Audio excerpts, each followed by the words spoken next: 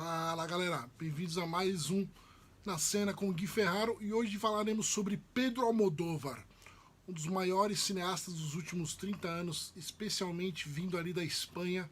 Ele é o maior cineasta espanhol da atualidade. E hoje falaremos sobre o seu cinema e alguns filmes seus que estão na Netflix, e especialmente sobre o seu último filme, Madres Paralelas. Vem comigo!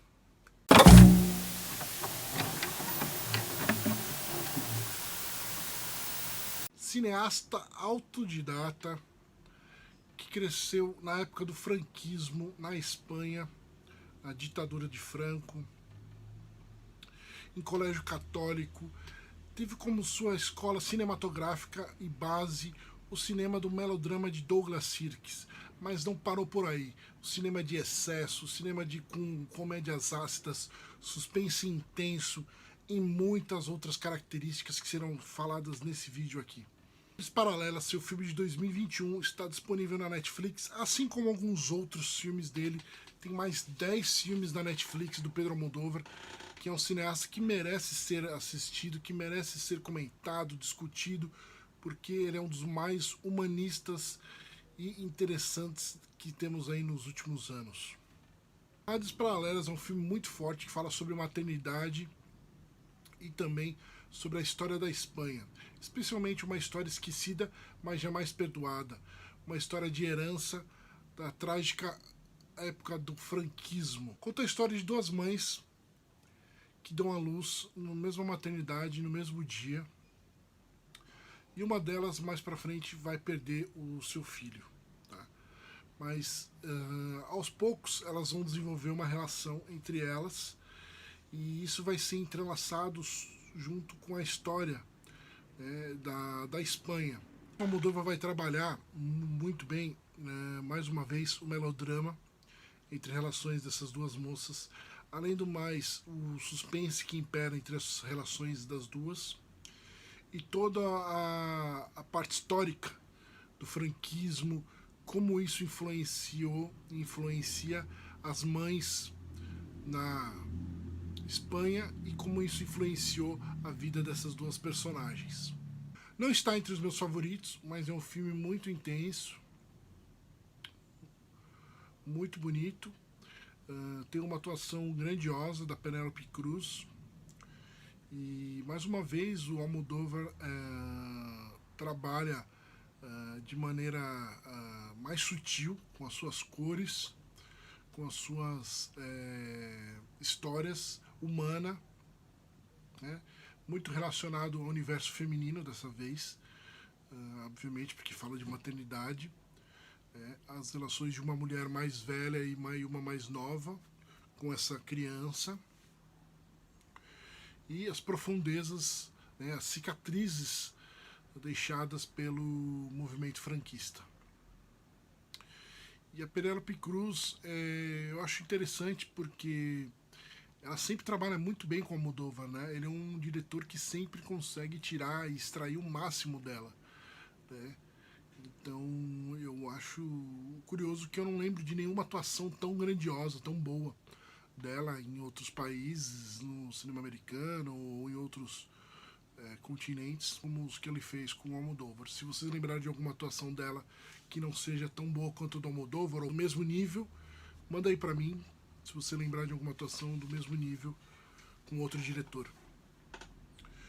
E também vamos falar de mais 3 filmes que eu gosto bastante, que são 3 dos meus favoritos dele, né? Um deles é A Lei do Desejo, que é sobre um cineasta desorientado sexualmente e como ele vai se meter numa enrascada após começar a sair com um fã meio obsessivo, né? Um fã meio prostituto, meio marginário, e é mais uma das características do cinema do Almodóvar, né? Desse universo LGBTQ+, né? Os personagens à margem da sociedade, né? Tem os transexuais, tem as lésbicas, tem os gays, tem as pessoas sem gênero fluido, todas as pessoas desse universo gay, ele vai encaixar nos seus filmes e fazer com que esses personagens tenham uma abordagem muito humana,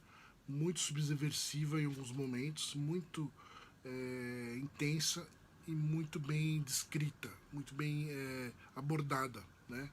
De uma maneira com que as pessoas se sintam espelhadas, né? Vejam que aquilo ali é muito próximo de uma realidade existente, próximo de um imaginário muito forte.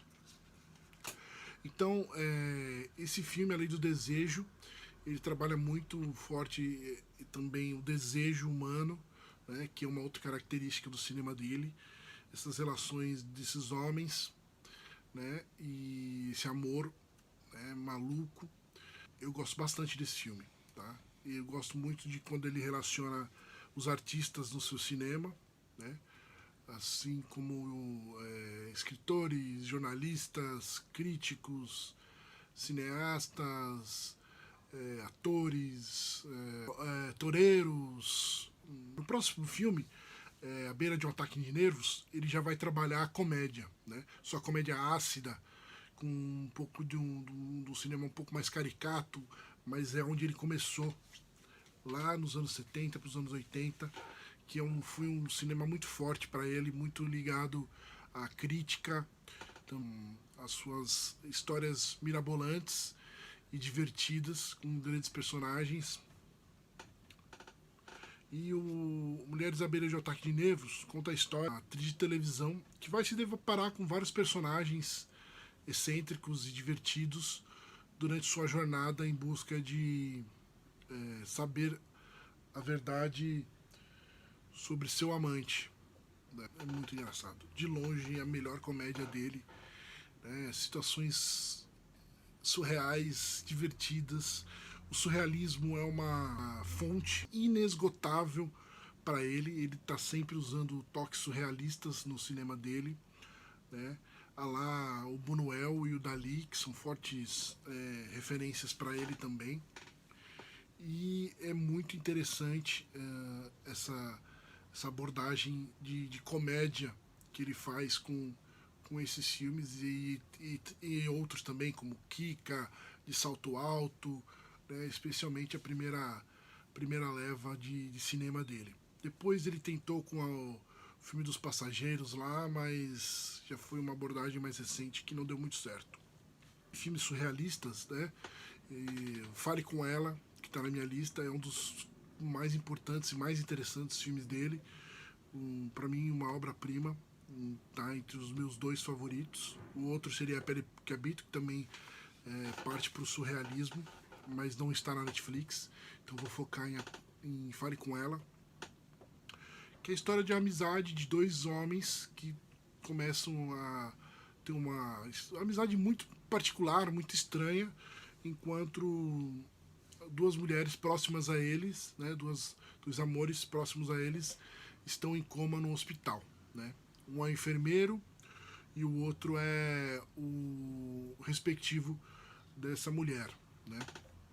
O filme dele, né? Esse filme parte por uma história dentro da história, com toques muito de surrealismo, de muito suspense também.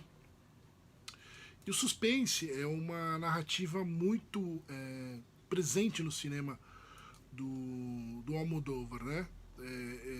Toques hitchcockianos, especialmente as cores, as personagens femininas, o humor, né? O Hitchcock trabalhava muito com o humor ácido britânico dele, satírico, que muitas vezes a gente não percebe.